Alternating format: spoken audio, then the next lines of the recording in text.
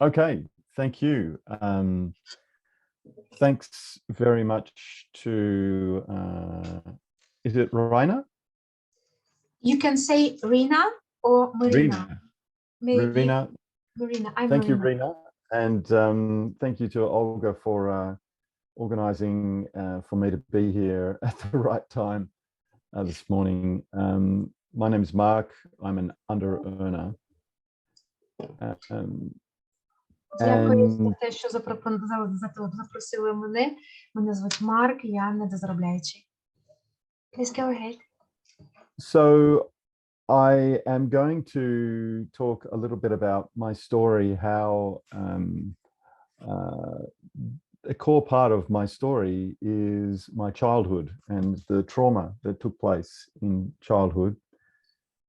Я хочу розповісти дещо розпочати зі своєї історії, і хотів би почати з дитинства і з тієї травми, яка привела мене. Please go ahead. What happened as a child, then how that played out in my adult life, and what happened in my recovery, and where I am at today. І я хочу наголосити на тому, що трапилося в моєму дитинстві, як це відобразилось на тому, що я став недозаробляючим, і в якому стані зараз мої справи. So this starts quite young. I turned 60 this year, so I'm a child of the 60s and was born in Sydney to a mother who was a very devout Catholic woman. Catholicism is a big thing.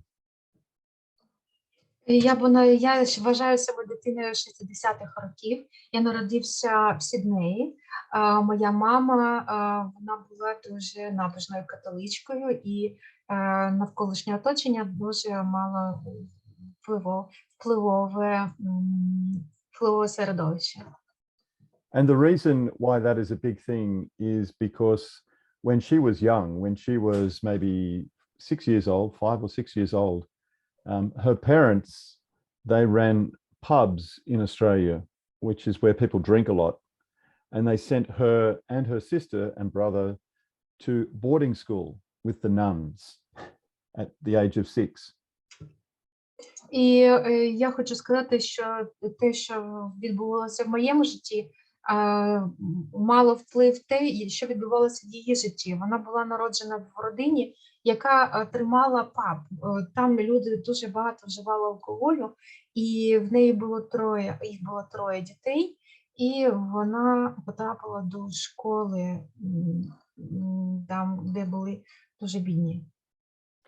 So she was brought up, her mother and father were not really her parents were nuns, and they brought her up as a young girl, and so she was very much about Catholicism and the way that you should do life. This is the way you should do life. Very much into perfectionism, and it can only be done one way.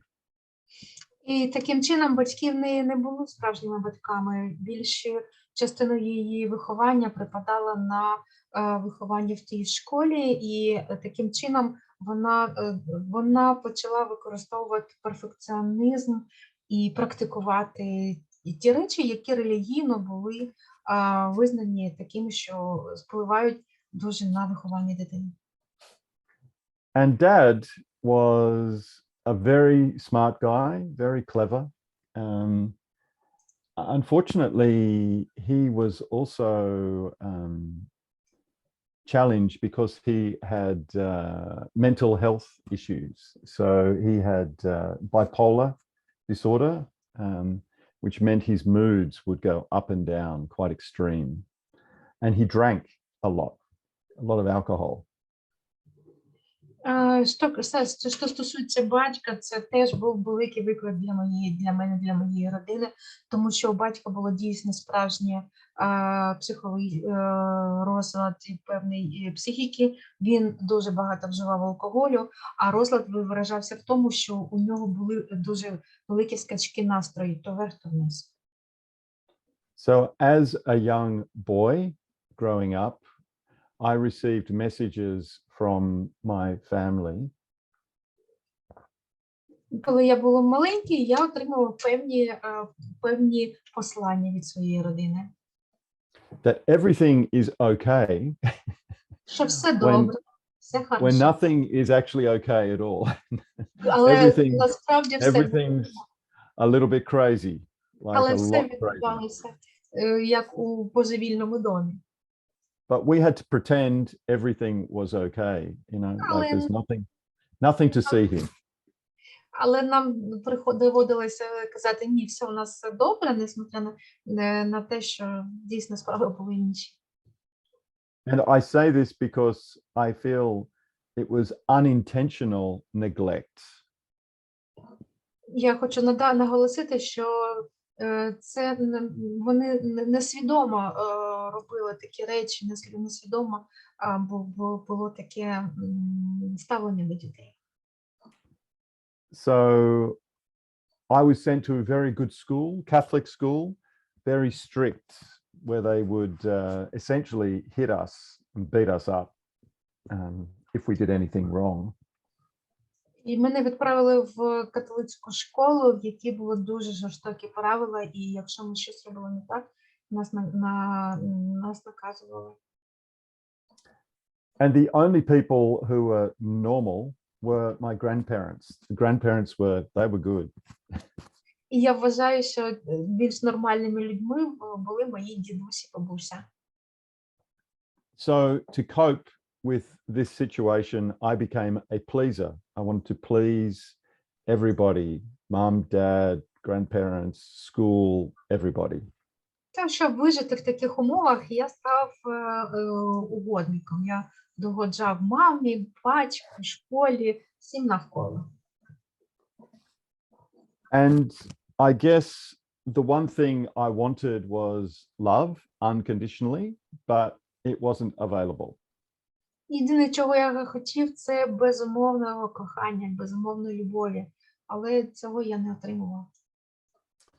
So my feelings inside, the feelings of fear, shame, fear of not being good enough, feeling not good enough, you know, they were the main feelings I had, and terror. And pardon, what is the last? Terror, very scared. Oh, yes.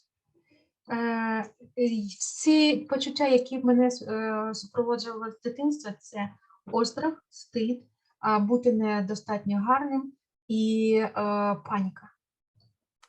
Yeah, and but on the outside, I smiled and nobody could see that I was hiding anything.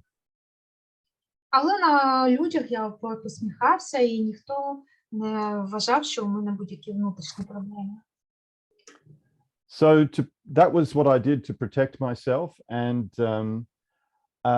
in some ways, I guess I was vulnerable. And when I was in my adolescence, unfortunately, I had the attention of a man who would go on to sexually abuse me for many years. Я таким чином захищав самого себе як міг, але в будь-якому випадку я все ж таки був вразливим, і я в дитинстві я також піддався сексуальному насильству з боку одного чоловіка, і це було протягом багатьох років. So life was confusing, very confusing. I wasn't able really to say how I felt because people could not understand feelings. There was no dialogue about feelings, and I couldn't talk about what was really going on and some of the abuse that I was having. So I just pretended everything was okay. Все, що мені вдавалося робити, це прикидатися, що все добре, тому що навколо було не прийнято розмовляти про почуття і про почуття того, що у мене все не так гарно, і я практично не міг нікому нічого сказати про це. So the reason I say this is because UA or under-earning is about hiding. It's the core Чому, problem of UA. чому я з цього розпочав? Тому що я вважаю, що в АНЗ це головна проблема, з якої починається поведінка ховатися. Ховати те, що в тебе всередині. And I think I was brought up in a household where hiding was my core business and was the core business actually of both of my parents. They were both hiding too. So they were both under earners.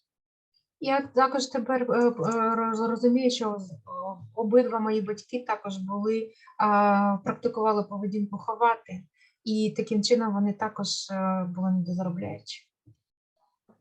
So then when I left home, I went to university and studied and worked my way through university. Після завершення школи я поступив до університету і продовжив навчання там.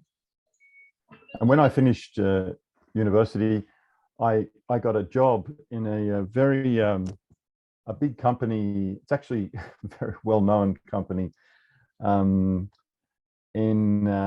I said, there's two conditions for me to work here. І я після завершення навчання потрапив на роботу в дуже велику відому компанію, і я продовжив практикувати ці два стани, що в мене все добре, і я все ховаю. Condition one is I need to go overseas as quickly as possible. Перший намір у мене був, що я маю кудись поїхати якомога швидше. And condition two was that they would support me to become in English we call it a chartered accountant. So I became an accountant, which is a profession that you are trained in how to do. So. І наступна умова, яку я для себе визначив, це те, що я маю стати бухгалтером, тому що саме така професія дозволить мені перебувати в цих станах. The thing was, I didn't really like chartered accounting. Я єдине, що заважу, що я бухгалтерію взагалі ненавиджу. But I did it because I could get out of the country. And I left the country when I was 22 or 23 and went to live in London. І друге моє послання, що я маю полишити країну через цю професію, я здійснив, і у віці 22-23 років я покинув країну і переїхав до Лондона. And in those early years, I can say I didn't have any problems with under-earning. In fact, earning was good. І я хочу сказати, що на початку своєї кар'єри у мене взагалі не було проблем з недозароблянням, тому що мої доходи були дуже гарні. I spent the next 25 years working mostly for that same company and set up a business for them. Я попрацював в цій компанії більше 25 років, і я заснував новий напрямок бізнесу для неї. And made a lot of money. І я заробив дуже багато грошей. In fact, I made more money probably in the first 20 years of my life than most people would make in one lifetime. Я за 20 років заробив стільки грошей, що інші люди за все життя стільки не заробили би. I also spent a lot of money. Я також багато витрачав. And I think my addictions, I had numerous addictions, were starting to become more progressive. І в зв'язку з тим, що у мої інші адікції почали дуже прогресувати.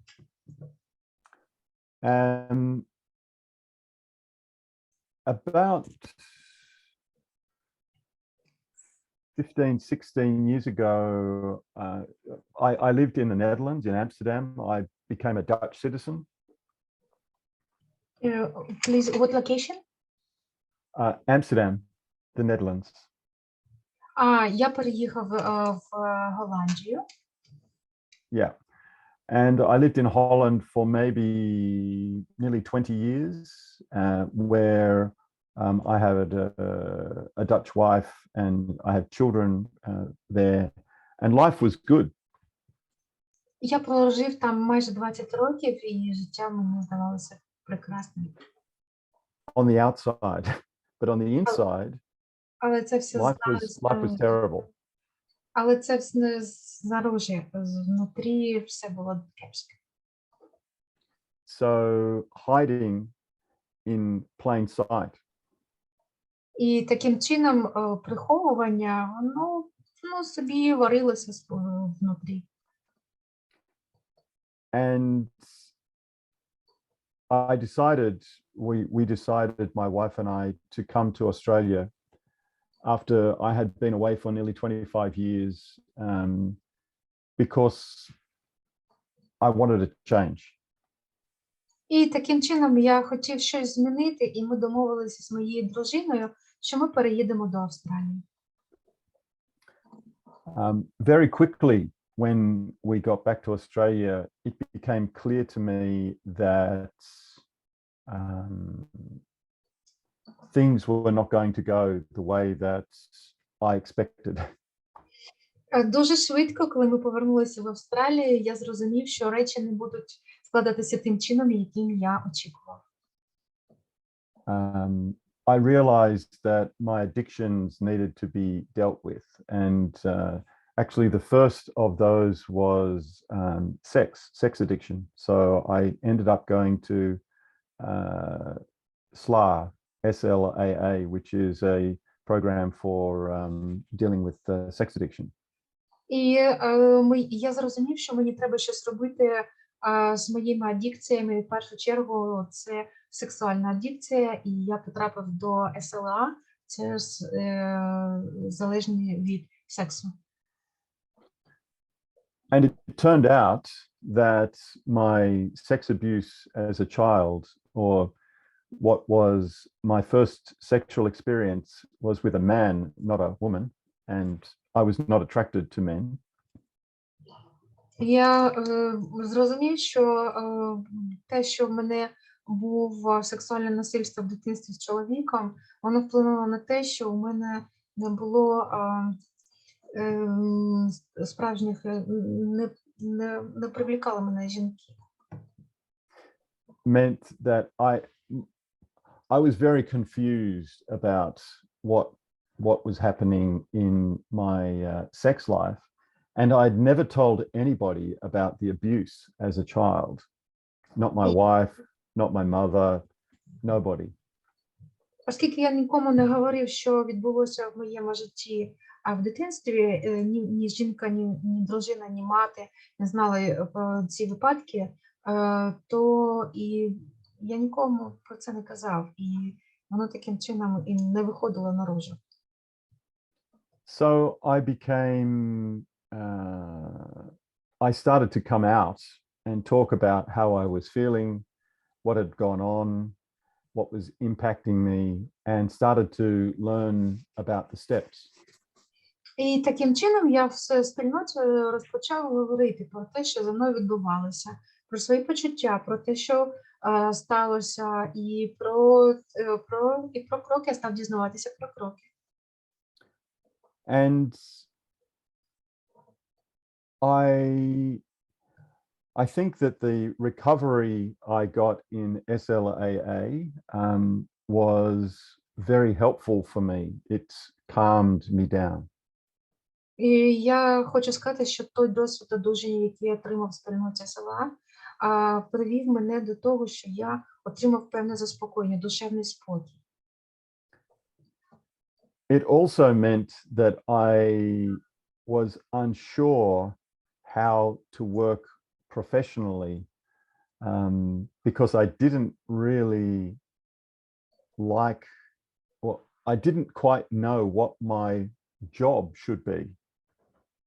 Я хочу сказати, що я скільки і пропрацював років, але я навіть і не уявляв собі, яким саме я маю бути у професії, якою я маю бути людиною як професіонал. Я не розумів цього.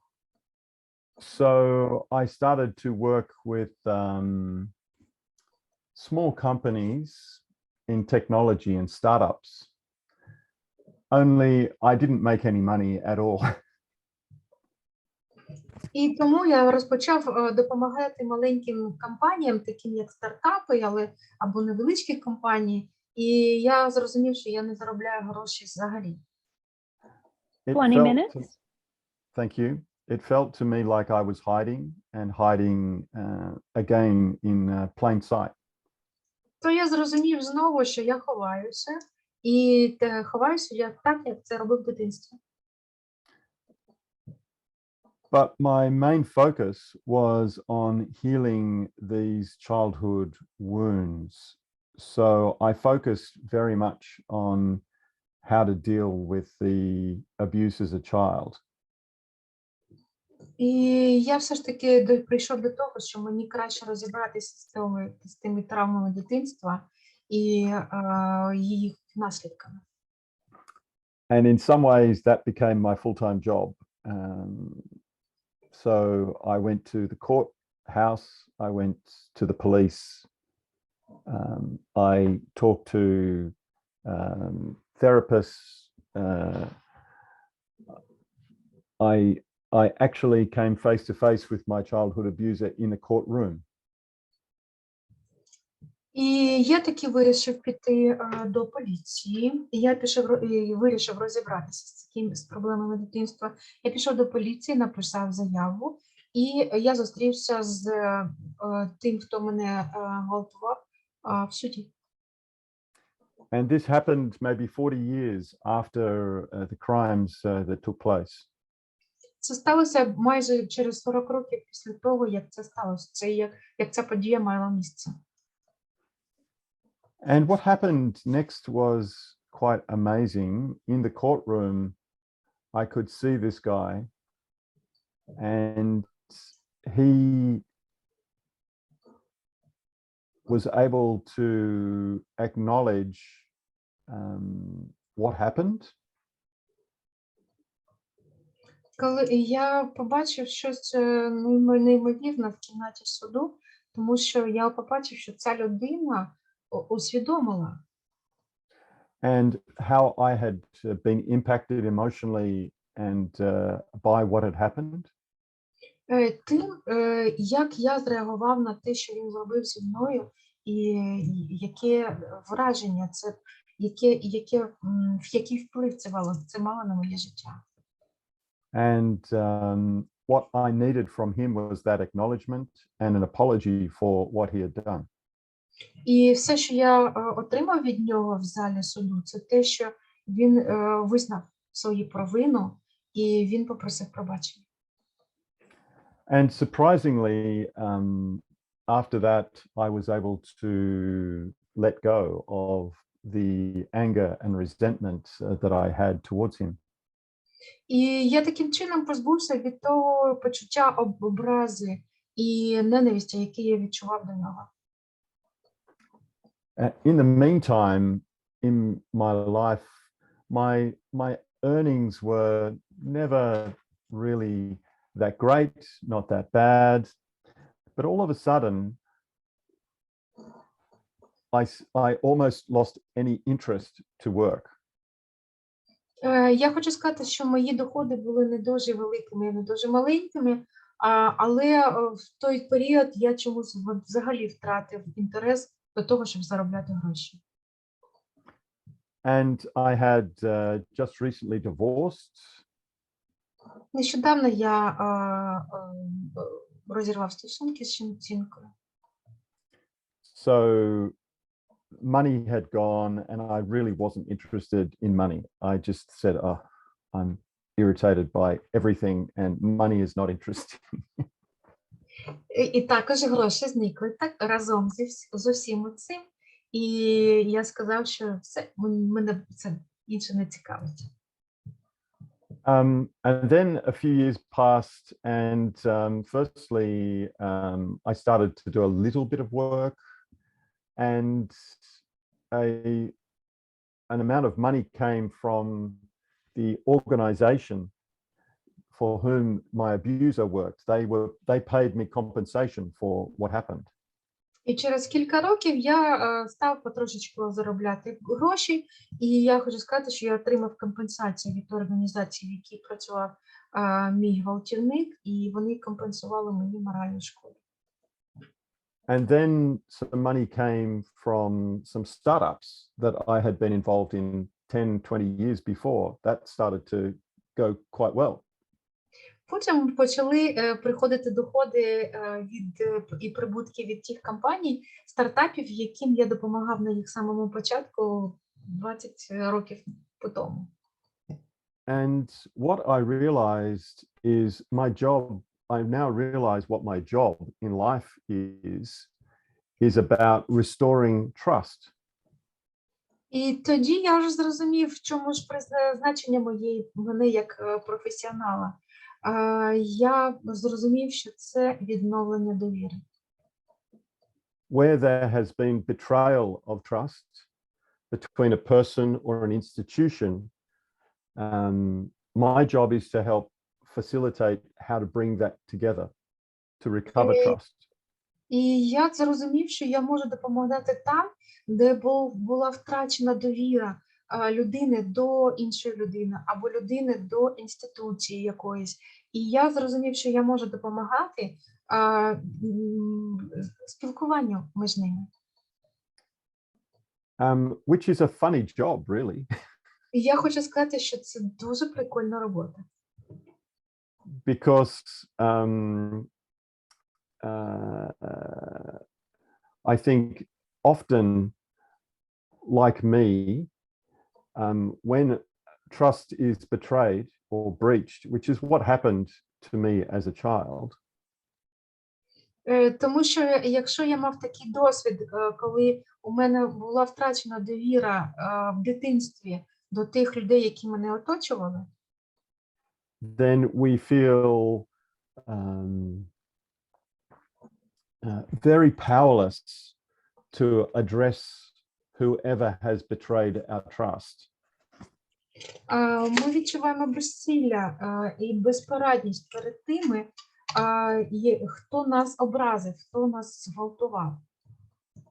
So in my situation, I did not talk about something for 33 years. I was hiding for 33 years. That's a long time to hide. І я хочу сказати, що мені вдалося дуже багато років ховати те, що зі мною трапилось. Це зайняло майже 33 роки. But now no more hiding. And so about 1 or 2 years ago, I started to come to UA. І я хочу сказати, що я перестав ховатися, і пару років тому я став відвідувати анонімних недозаробляючих. And I was not earning, I didn't have a job, and I didn't quite know what sort of job I should do. У мене не було роботи, і я навіть не уявляв собі, якою роботою я можу займатися. So I came to UA and got a sponsor, started working the steps, got an action group. Я знайшов спонсора, я почав роботу по кроках, я став відвідувати групи по подіях, і я також просив, щоб для мене така група подіях була організована. And I've been interested in work, but I don't want to do a job I don't like. Мені була важлива робота, і мені важливо було її отримати, а я не хотів робити абакін. So I've just been eating away at my savings and the money that I have available. І я так став розмірковувати, що ж мені робити з тими, і як робити накопичення з тими грошами, які в мене були. And the excuse I made for myself is that my partner, she has cancer, so I need to look after her and not worry about money. That's not important. І я собі придумав причину, по якій я не мав працювати. Це тому, що моя партнерка, у неї був рак, і мені треба було за нею дивитися і не ходити на роботу. But I needed some work to pay the rent and pay for the, pay the petrol and things. So I ended up getting a job this year for the first time in maybe 4 years, 5 years. Але я зрозумів, що мені треба платити гроші за оренду, комірне, і я все ж таки пішов на роботу, і це було вперше за останні 4-5 років мого життя. 30 minutes. And thank you. And I felt a lot of shame admitting that I was not earning money because I've always earned money.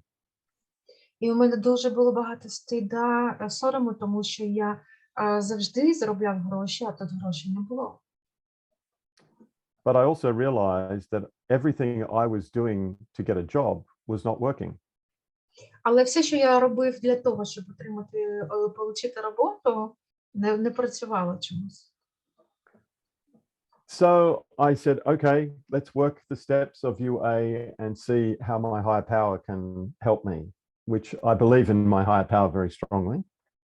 Я все ж таки сказав собі, добре, хай будемо працювати по кроках з моїм спонсором і будемо дивитися, як моя вища сила проявиться до мене.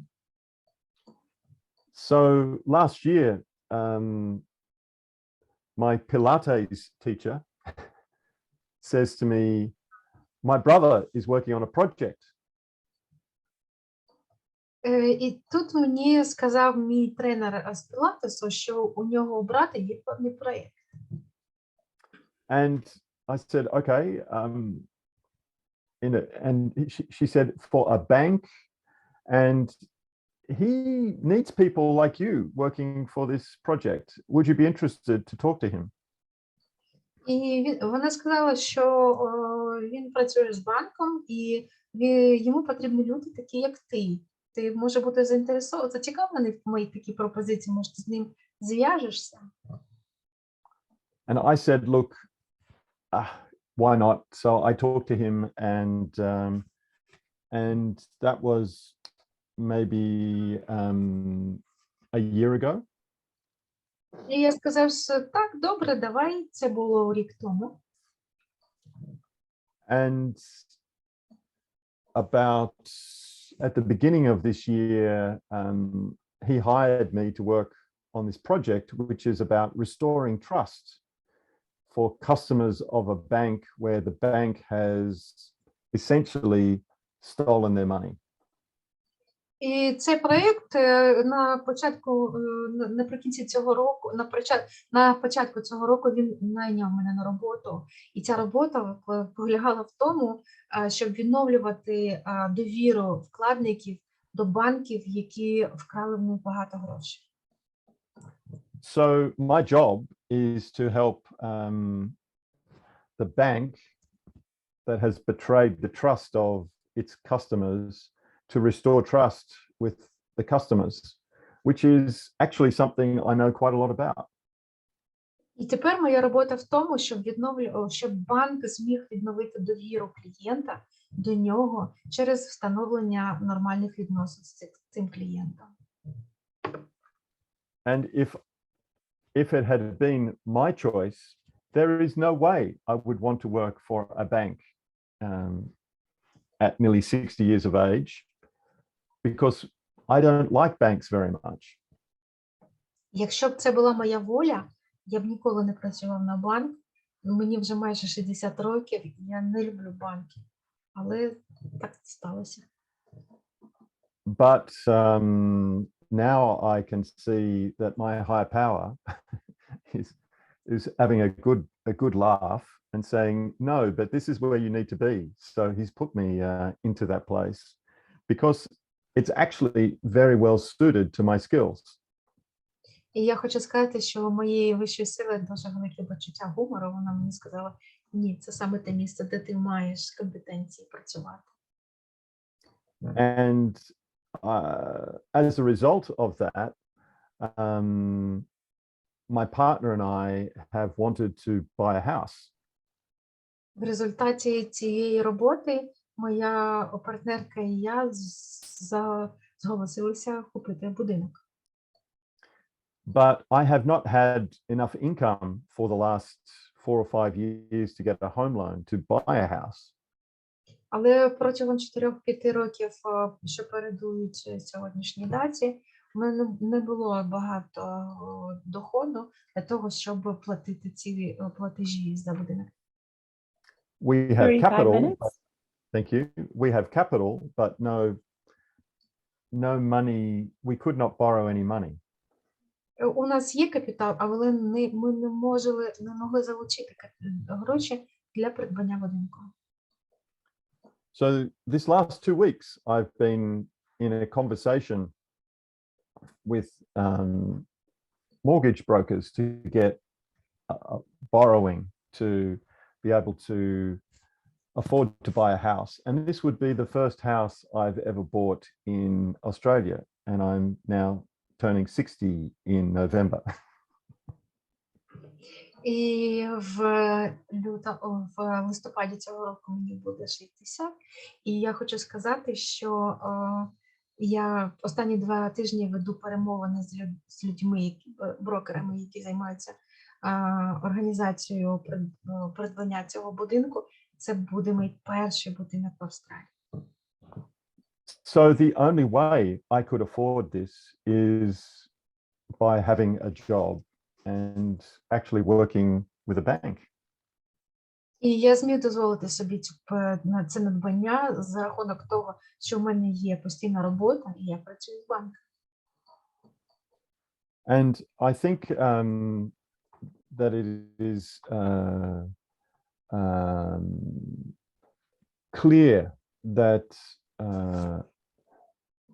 Goethe, the German writer, he said that upon commitment, the universe conspires to assist. So upon commitment, the universe conspires to assist.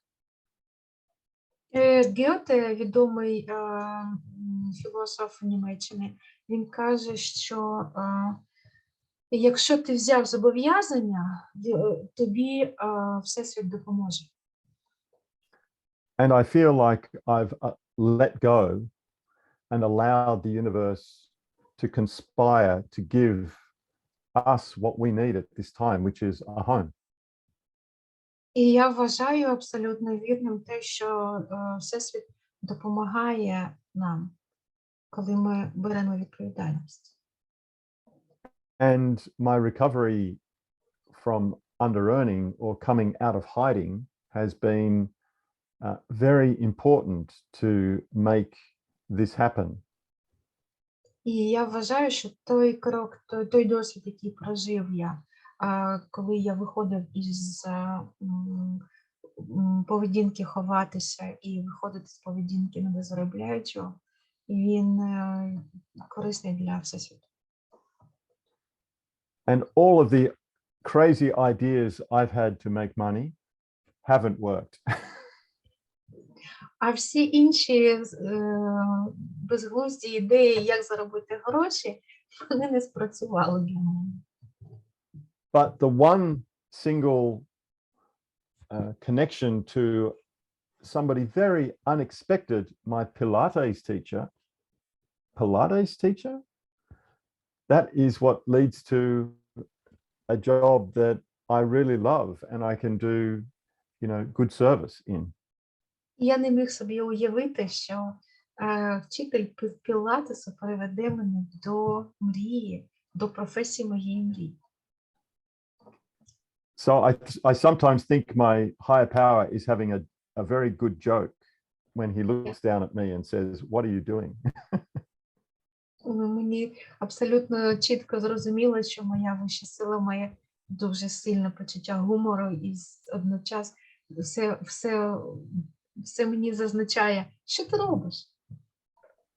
I just need to step out of the way and listen to what my higher power is guiding me to do. And that is what I've started to do since I've come to UA and working the steps. Just do what it says on the packet. Follow the steps. Все, що мені треба робити, це слідувати по кроках, слідувати по кроках у житті. І я зробив це, і я відступив в сторону від того, що я думав, що правильно робити. І я зробив так, як вважає моя вища сила. So I think my message is very simple, is it took me a long time to find the courage to come out of hiding, which I think is what UA is all about. It's about coming out of hiding. І у мене дуже короткий меседж, але він на розуміння цього зайняв дуже багато часу мого життя. І цей меседж вкладається в тому, що в недозароблянні основна мета – це вийти із поведінки ховатися. And I think what is important is to trust yourself to take action, let go of the outcome and let go of what's going to happen next, and just say, okay, I'm taking the next right action that's going to help me in my process. Єдина це важлива умова – це повірити в себе, повірити в те, що якщо я зроблю, послідую тому, як мене веде програма, і здійснити ці невеликі кроки, сказати собі, все, я зроблю цю дію, але залишаю результат на волі Божій. And the result is not important. It will be what it is, but it's going to be surprising, is my experience. І в моєму досвіді результат не важливий, але він завжди перевищує мої самі найбільші очікування. And I think for me as well, you know, just having a couple of people from the program who are supporting the action that I'm taking is really important. So the action group I have is now really just an action buddy. We had 3, now there's 2. But it's been very good, very, very good. Yeah. And I think it's weird for me as an accountant. I don't really work as an accountant, but I was trained as an accountant to take a spiritual program. І для мене дуже важливе, що спрацювало дуже для мене в програмі, це те, що у мене була пара-тройка людей, з якими у нас була утворена екшн-група по діях, які дійсно підтримували мене в тому, куди я рухався. І я вважав себе, що я бухгалтер, який почав практикувати духовну програму. And I think as a spiritual program, it will, it has helped me to be who I really am and wanting what we really have gotten. І я хочу зрозуміти і сказати, що духовна програма – це те, що вона допомагає нам рухатися туди і отримувати саме те, і бажати саме того, на що ми дійсно заслуговуємо. So to be who I really am is to restore trust, and wanting what I've got is to have enough to live on and do the things I wish to do. So those 2 things are, I think, the outcome of this spiritual program.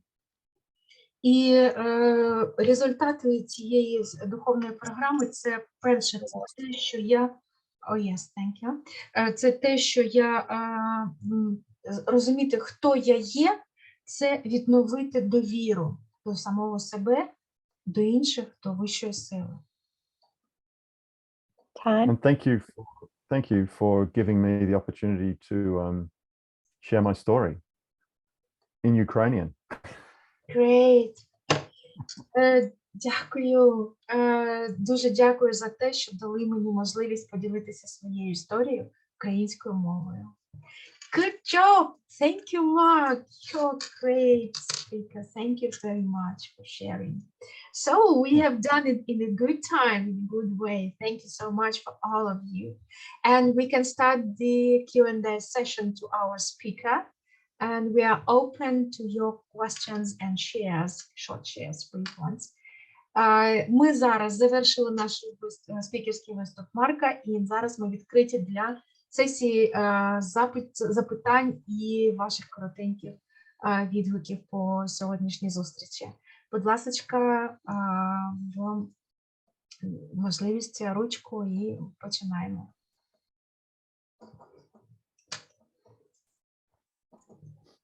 Mark, I have a first question. Can I ask you? Yeah, sure. Thank you. So you said about trust and loss of trust. And what do you think? How long time, or do those people who abuse others need to restore trust? So people who are abused, they need to restore trust. But do people who do abuse need the same way? I will translate into in my question. Я запитала Марка таке запитання. Скажи, будь ласка, чи намагаються люди, які ображають інших людей, чи є у них наміри для того, щоб відновляти довіру з тими, кого вони образили? Please, go ahead with the answer. It's a very interesting question. It took me 40 years to come to the moment where I could talk to the person I needed to speak to. It's very difficult often for that to happen in a way that is safe. And it's extremely important that it happens in a way that is safe. And sometimes that's not possible. So what is interesting is, in my case, and this is what my higher power guided me to do this, was I wrote a letter to the judge who was going to be sentencing my abuser for what he did, and said, I want to read this letter to him. So the setup was, he was in a courtroom. He could not leave the courtroom. He was being sentenced for being guilty for a crime. There was nothing he could do except listen to what I was going to say to him. So it was safe. The judge, it was a woman, she cleared the courtroom. She said, we move everybody out. So sorry, over to you. Yes, thank you. І я хочу сказати, що це має відбутися в будь-якому випадку у безпечний спосіб. Те, як це відбулося зі мною, по-перше, воно зайняло дуже багато часу, майже 40 років. І що я зробив? Я разом з заявою написав листа судді. Суддя була жінкою. І я попросив суддю зачитати моєму образнику той лист, який я написав. Він не мав куди подітися, він сидів як обвинувачуваний, і він мав тільки слухати те, що я написав. І вона попросила інших людей видалитися з кімнати і зачитала йому цього листа. Unfortunately, it's sometimes very difficult to create that safety. And if the safety is not there, then there is always an imbalance in power between the person who is abused and the abuser. Дуже важко встановити баланс сили між ображеною людиною і людиною, яка образила. Іноді це неможливо досягти, щоб люди, той, хто обвинувачує, і той, хто був ображений, опинилися в ситуації, коли сила однакові, в балансі.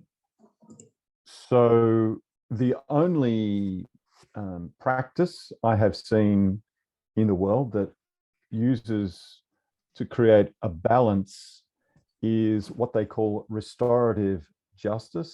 And restorative justice is an approach where the person who commits the crime is brought together in a safe space with the person who has been impacted, the victim or the survivor of the crime.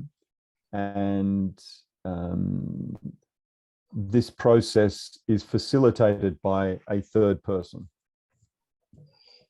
В світі є дуже рідко така практика, яку можна досягти, але в юридичній практиці така практика збалансування сили між образником і жертвою існує. І для цієї цілі створюється умова, коли при розмові присутня третя особа, яка і веде цю розмову.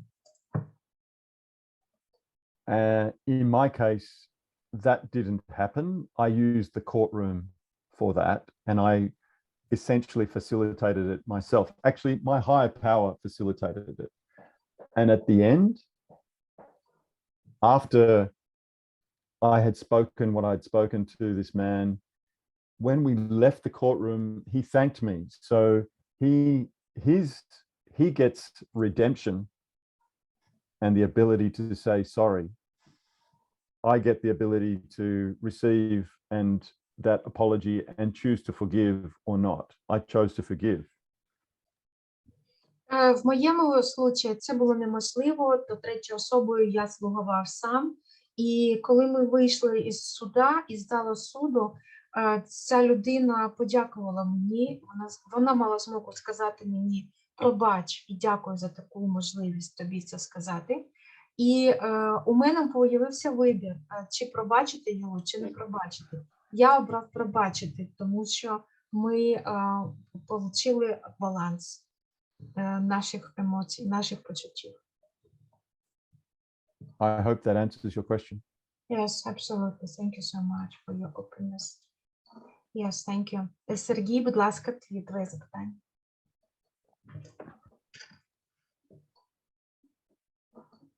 Сергій, не чути тебе, на жаль.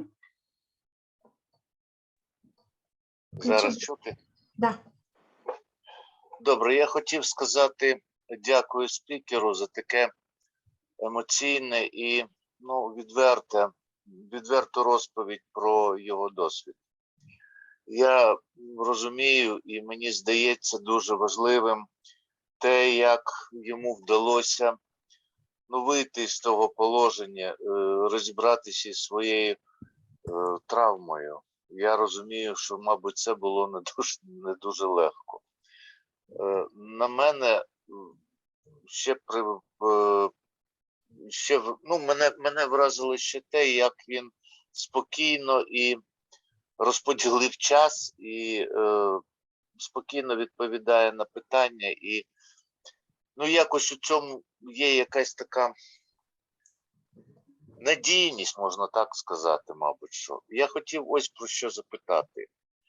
Мені цікаво, як він знайшов свою групу в подіях і в якому форматі ця група проходила. Дякую. Дякую, я переводжу. Дякую, Сергій. Sergey is very grateful for your open share. He was greatly surprised. He said that it is an easy and not an easy thing that you have found to go out of your trauma, get out of your trauma. And it is an amazing thing for him. How you divided your sharing tonight, and how openly and quietly you are speaking about this your story, and how you quietly answer the questions. he is greatly surprised with that. And the question is, how did you find your action group and what was the format of your action group? Thank you. Thank you, Sergey. So what I did was I went to a number of different meetings online. And I live maybe 100 kilometers northwest of Sydney in the mountains. So there's nobody here. So everything is online. And I found people that I wanted to interact with, and I started to make outreach calls. And then I asked them if they would want to be a part of an action group. So that was, and there was one guy who said yes, and he invited somebody else. And then the format is very simple. It starts with the Serenity Prayer in the we. We then say how we do a check-in, how we're doing. We say how we're doing on last week's actions. We give feedback to each other. We decide on next week's actions. We say the Serenity Prayer and we leave. That's what happened. Thank you. Дякую, Сергій, за запитання. Все дуже просто. Я ходив на дуже багато різних онлайн груп. Я їх відвідував онлайн, тому що я проживаю більше ніж 100 кілометрів від Сіднею на північний захід, в горах. І у нас майже немає людей, немає груп навколо, тому все відбувається онлайн. Я попросив одного із тих, з ким я зустрічався на онлайн-групі, дозволити йому подзвонити, я зателефонував, потім він знайшов іншу особу, з якою я міг би також, у кого була зацікавленість у такій групі. І ми розпочали просто зустрічатися раз на тиждень. Формат дуже простий, ми розпочинаємо з молитви за спокій, ми ділимося, як у нас відбуваються справи, які дії ми виконали за тиждень, які дії ми плануємо на наступний тиждень. Ми даємо друг другу зворотній зв'язок і на цьому завершуємо з молитвою за спокій. Все дуже просто.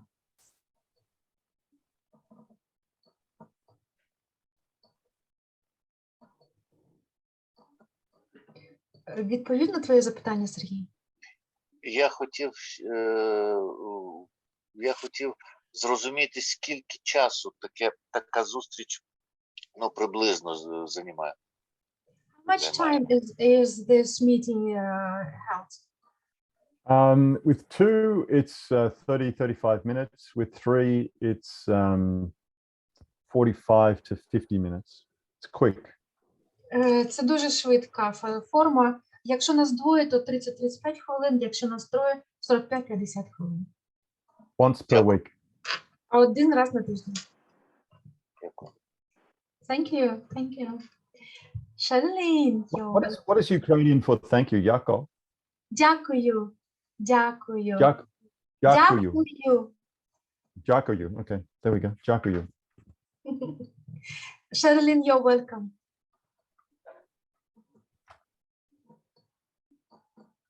Charlene, your hand up? Yes, I do have my hand up. Thank you. I just want to дякую. Дякую? Okay. Дякую. Дякую, Mark, so much for your vulnerable, open, trusting share and your willingness to come out of hiding. Thank you so much.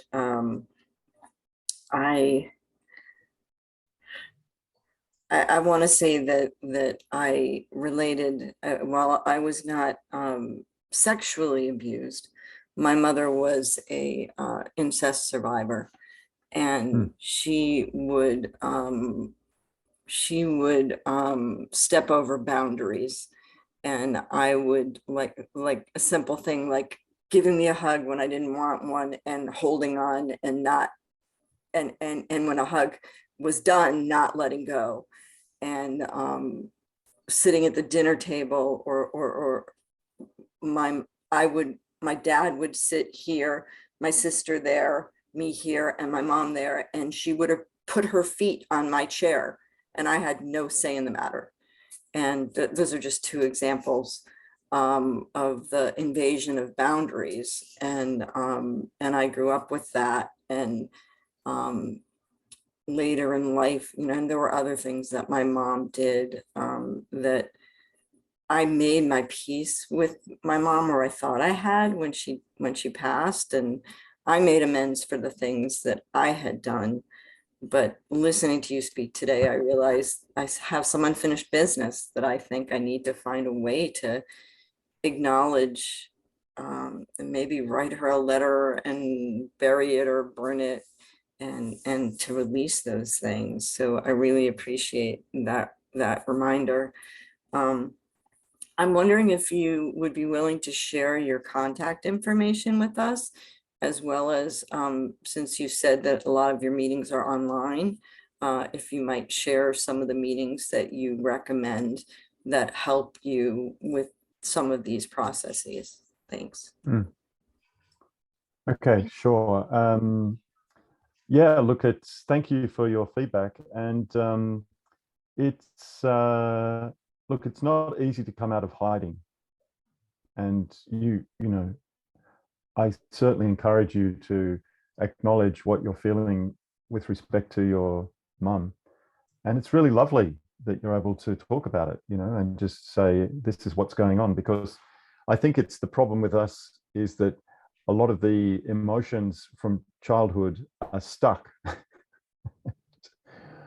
We haven't learned to let them flow through. So giving them the chance to flow is really important. Шерілін поділилася досвідом. Вона дуже подякувала за те, що так відкрито і щиро Марк поділився своїм досвідом. Травми її мама була жертвою інцесту, і все її життя відбувалося в тій поведінці, яка полягала у приховуванні. Вона навела приклад, що якщо сиділа мама, тато і сестра за столом, за одним столом, для того, щоб сказати щось, що я роблю не так, мама під столом наступала мені на ногу. Це було один із прикладів того, які порядки, які у нас діяли моменти пов'язані з приховуванням.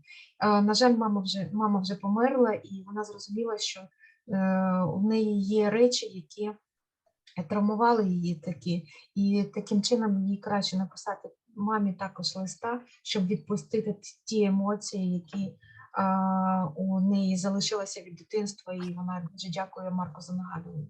Марк відповів, що так, дійсно, виходити із таких травматичного досвіду дуже важко, тому що емоції дитинства, вони якось застрягають, вони не йдуть своїм чином, не уходять із людського досвіду. І він каже, що так, дійсно, їм треба дати шанс вийти цим емоціям. І також Шерлін попросила, чи може він дати рекомендації, які групи він відвідував, і залишити свої контакти. Yeah, my contact details I'll put into the chat. If somebody wishes to contact me through WhatsApp, then that's fine. I ask people to text me beforehand so we can agree a time. I don't take calls from people if they just call, because it's also the time difference is important, because I don't take calls after 6 or 7 in the evening. So, so I'm quite boundaried around the way that I take calls. Also, you asked about meetings. My favorite meeting is New York City, 6:30 Sunday night. And that is the meeting that I usually go to every week. and it's my favorite meeting for UA. There's a lot of good meetings in California as well that on the UA California website, there's a bunch of good meetings, but I find this one in New York is it works well for me. It's 8:30 in the morning on the next day. So like I said, I live in your future. So 8:30 Monday morning is actually, I'm starting work in Australia, but my team meeting at 9:30, I need to get off the meeting, the UA meeting, to go to my team meeting, but that's fine. That's what I do. So that's my main meeting every week. And that's where I do service. Thank you, I will translate that. Я залишу свої контактні координати в чаті і прошу, коли ви будете мені телефонувати, мати на увазі, що пишіть, будь ласка, до того, як ви мені будете, щоб узгодити час дзвінку, бо я не приймаю дзвінки після 6-7 вечора, я вимикаю дзвінок. Що стосується групи, яка мені більш всього подобається, мені більш за все подобається група Нью-Йорк о 6:30 кожної неділі. І я відвідую її, це вона моя найулюбленіша група. Є також багато груп в Каліфорнії, і вона є на сайті, ця інформація є на сайті, на веб-сайті АНЗ Каліфорнія. Ну і я приходжу на 8:30 у понеділок на групу, але все враховуйте, що у нас дуже велика різниця в часі.